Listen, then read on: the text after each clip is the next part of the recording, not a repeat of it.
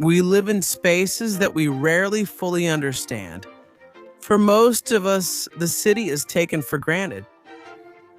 A chaotic collection of streets, buildings, and traffic lights that we navigate daily on autopilot. But if we go high enough, whether in a plane or with the free camera of a simulator, the city reveals its true nature. Some are organic scars on the earth, grown over centuries like fungi, responding to cattle trails, winding rivers, and rugged topography. These are the cities of necessity, but there are other categories. There is one that is born beforehand. It doesn't arise by chance, but from the will of the human intellect. The planned city. Welcome to the Barbosa Cities channel. Today we're not just going to play, we're going to dissect the human psyche through urbanism. Today's video is an ambitious journey that starts from the sands of antiquity, crosses the modernist drawing boards of the Brazilian Central Plateau, and lands in the Argentine Pampas, to finally culminate in a technical and artistic challenge in Cities Skylines 1. The premise is seductive and dangerous: to build a perfect city. For that, I designed an exclusive map from scratch. Imagine a vast and flat valley, a geographical blank slate, but protected on its edges by imposing natural reliefs. Mountains that serve both as a scenic frame and as a physical barrier to endless urban sprawl. In this digital stage video, we will try to replicate the sacred geometry of one of the most fascinating cities in the world, La Plata, the city of diagonals. But why La Plata? And why do humans insist on drawing straight lines in a natural world that is inherently curved? To answer that, and to ensure that our construction in cities' skylines is not just an empty aesthetic exercise, but a lesson in applied urbanism, we first need to dive into history. Let's understand how humanity spent millennia trying to tame urban chaos.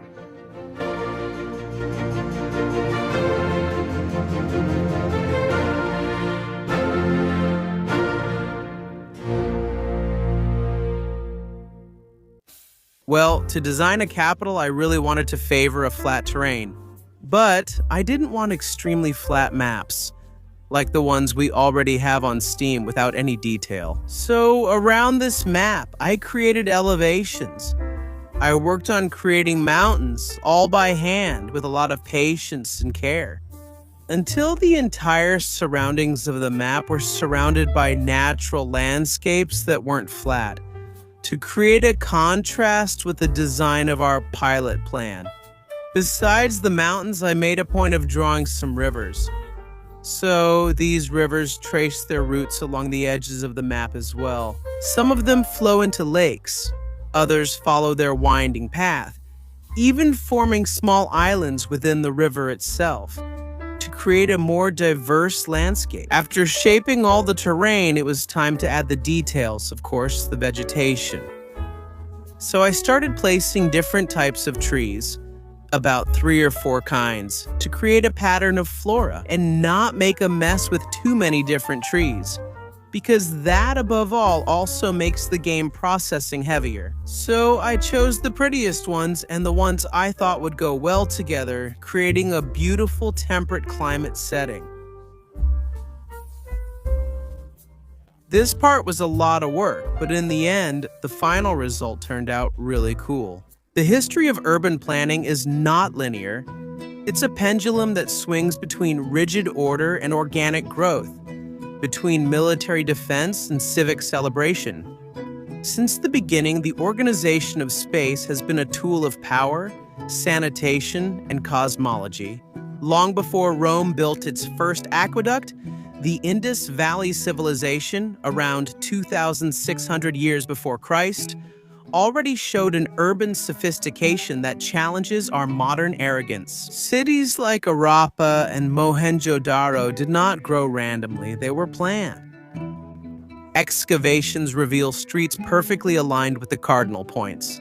An underground drainage system that many modern cities would envy, and a clear segregation between the administrative city and the lower residential city. The order here was not just functional, it was a manifestation of control over the hostile environment of river floods. However, the intellectual father of Western planning is often cited as Hippodamus of Miletus, a Greek from the 5th century before Christ who introduced the Hippodamian grid.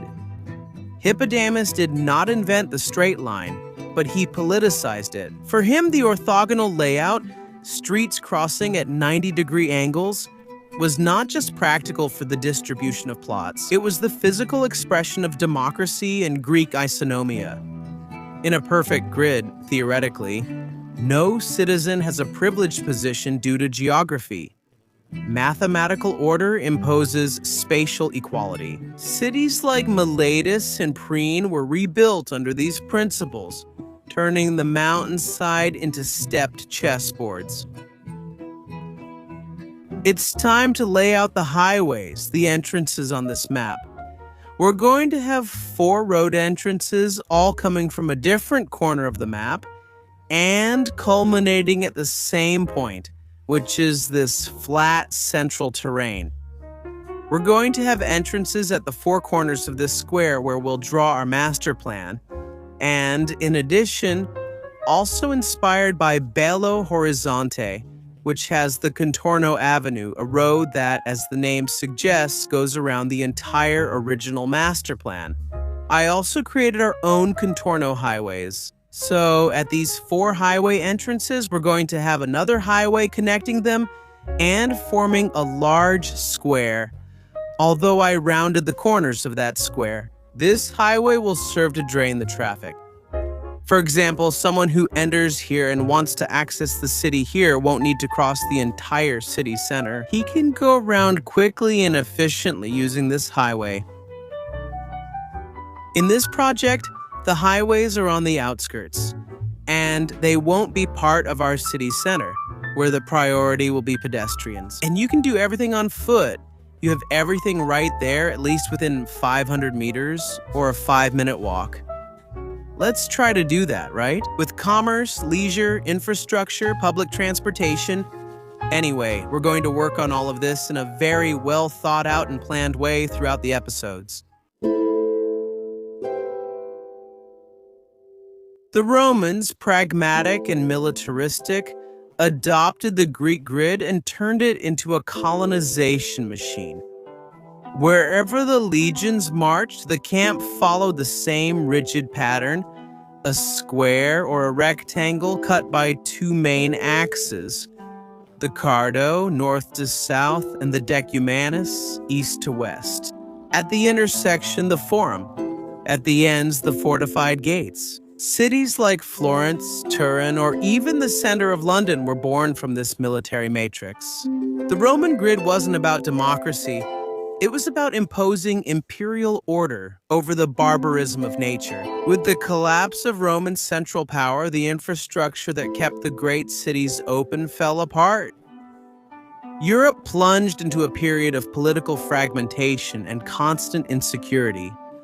The medieval city responded by shrinking. Rational planning gave way to survival. The streets became intentionally narrow, winding, and labyrinthine. This chaos had clear functions: to break the line of sight of invaders, to hinder enemy cavalry charges, and to protect pedestrians from cold winds in an era without heating. The medieval city was a closed, walled organism, where the church and the castle were the only points of reference in a sea of organic rooftops. The railways also lead from every corner of the map and head toward the center. My plan is also to build a ring railway and place 4 stations, 1 at each cardinal point, 1 in the north, 1 in the south, 1 in the east, and 1 in the west, so that people can arrive in the city by train and also travel long distances. So, rail transport will be used for long distances. Transport by buses, trams, and subways will be used in denser areas to cover short and medium distances. But that's for future episodes, okay? And finally, this is how our finished map turned out. designed to accommodate this pilot plan layout for our capital. And I named the map Central Valley. Here in Brazil, we have the Central Plateau, and I created the Central Valley where I'm going to design our capital and the definitive city in Cities Skylines 1. The purpose is for this to be the perfect city. If you're interested, want to explore the map or play around with it a bit, I'll leave the Steam Workshop link here in the description. You can go there, subscribe, and open it in your city's skylines. It doesn't have any workshop assets, so all the assets are 100% vanilla. I don't know if you'll need any downloadable content, I don't think so. I think you can open it 100% vanilla without any problems.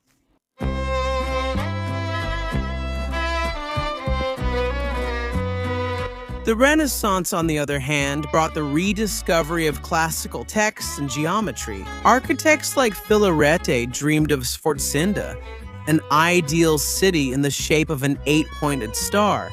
And the invention of gunpowder artillery required new fortifications. The vertical medieval walls were vulnerable to cannons, so star-shaped bastions appeared, fortifications that allowed for crossfire.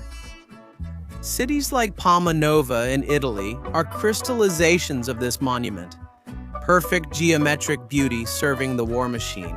But it was the Baroque that gave us the tool that will be essential for our project in Cities Skylines: the diagonal avenue and monumentalism. Absolute monarchs didn't just want safe cities, they wanted cities that celebrated their divine power. Pope Sixtus V cut through Rome with straight avenues that connected the main basilicas, creating visual axes marked by stolen Egyptian obelisks. In Paris and later in Versailles, the landscaping of André Lenotre, I'm not sure if that's how you pronounce it, created the goosefoot, 3 avenues radiating from a single point, focusing the view on the palace. The Baroque city is a stage. It is designed to be seen in motion from a carriage with grand, endless perspectives that demonstrate man's dominance over the landscape. Alright guys, we're live here in the game and I'm going to give you a few little spoilers about what I plan to do, okay? Well, I created a highway here in the center, and it's going to come with a map, precisely to mark exactly where the initial square area of the game is. So actually, our first step here will be to turn this highway into an avenue, because this avenue here is going to be the one that borders our central park. And also the Park of Powers, where I intend to place the executive, the legislative, and also the judiciary branches inside this park. It's going to be the biggest park I've ever built in my life in Cities Skylines, because it's the size of an entire tile, okay?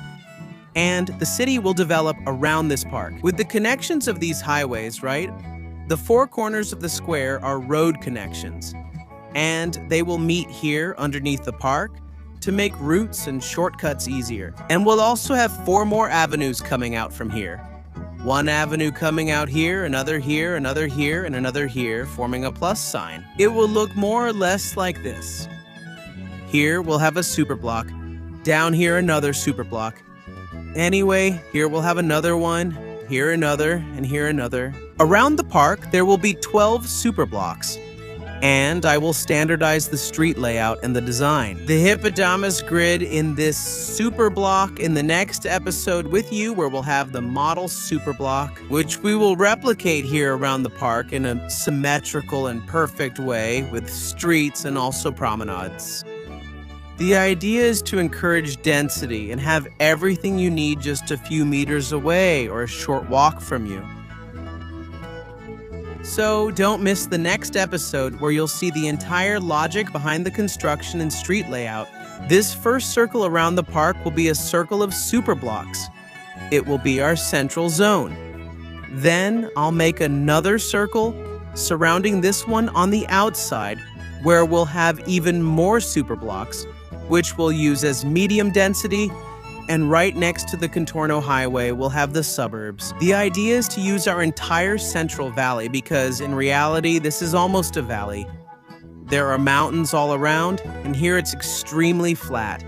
The subdivision will be mixed use. We'll also have plenty of offices, commerce, residences, and industries.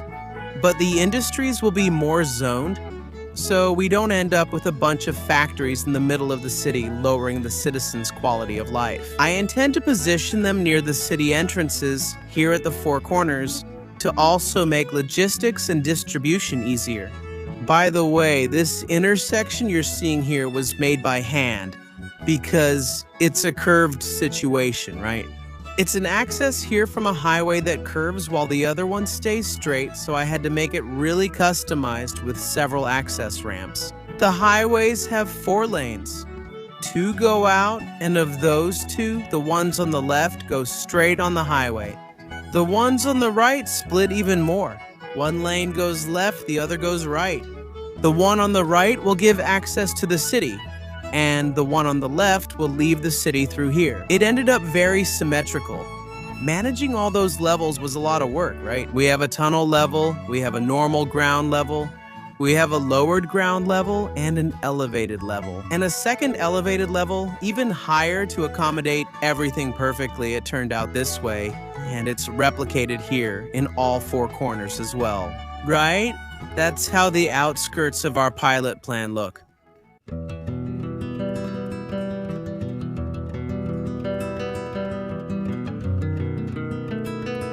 The 19th century brought the final rupture.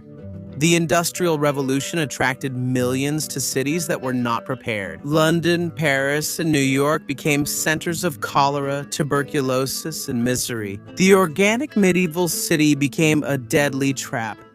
Then, hygienist urbanism emerged. Order was now a matter of public health. Ildefons Certa, 1859, designed the expansion of Barcelona with a scientific approach. His grid wasn't just aesthetic.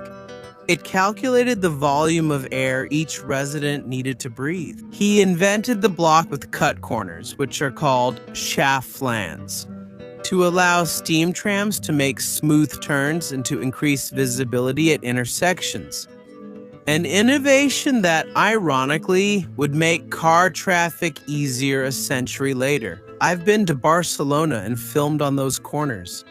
And there's a video here on the channel if you want to watch it later. In the 20th century, urban planning reached its logical extreme with the modern movement. Le Corbusier and the International Congresses of Modern Architecture declared the death of the street. The traditional city, with its corridors of mixed traffic, pedestrians, and commerce, was considered obsolete. The city was supposed to be functional and strictly zoned. Live here, work there, relax over there, and move around on expressways. The city was reimagined as a machine for living. It was under this concept that the most famous planned capitals of the 20th century were born, including Brasilia.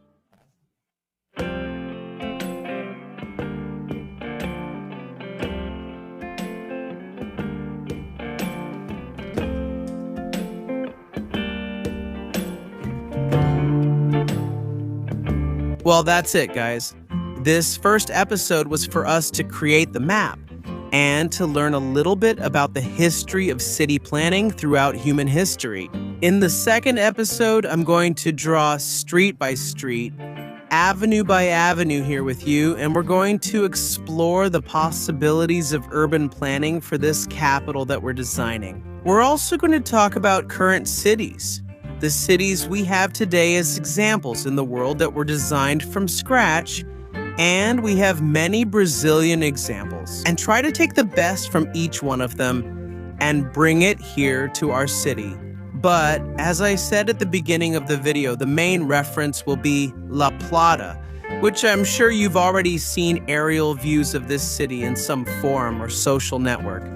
It's extremely well planned, and we're going to take a lot from the designs that this city from our Argentine neighbors offers us.